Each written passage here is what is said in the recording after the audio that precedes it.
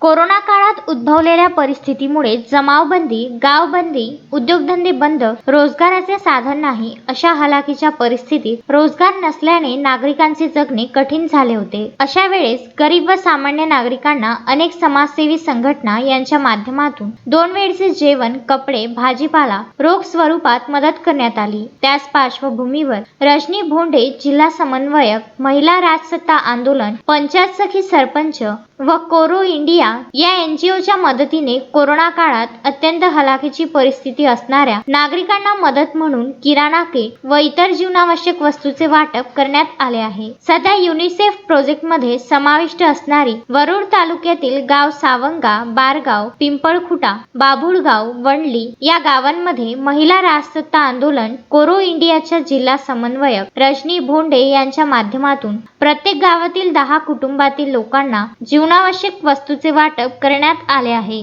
या सर्व गावातील जनतेनी महिला राजसत्ता आंदोलन व कोरो इंडिया या सामाजिक संस्थेचे आभार मानले आहे. रुपेश पांडे, विदर्भ न्यूज, वरुड.